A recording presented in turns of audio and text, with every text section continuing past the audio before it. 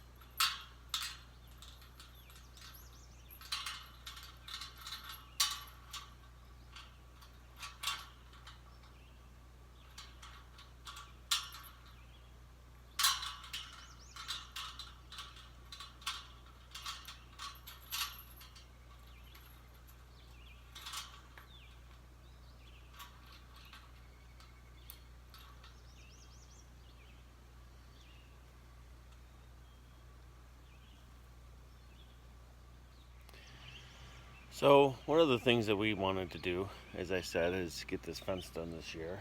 A couple reasons. One was for livestock in a few years, but the other reason was so this is the dead end road we live at, and we wanted to grow a row of lilac bushes and trees along this fence line to give us some privacy, and then also for the benefits of having the flowers in the spring and summer.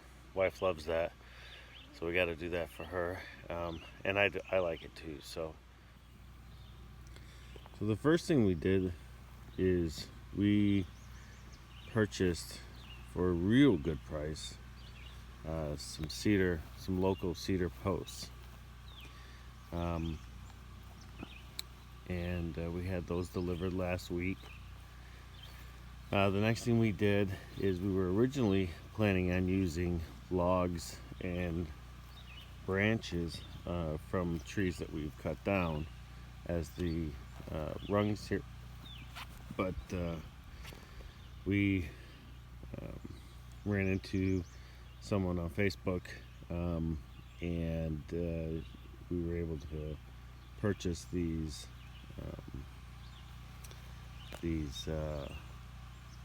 split cedar fencing posts or fencing, and so for the price and the fact, again, being local here to Maine, we went ahead and purchased those and figured that would be a really nice, or at least provide a really nice start to this fence. So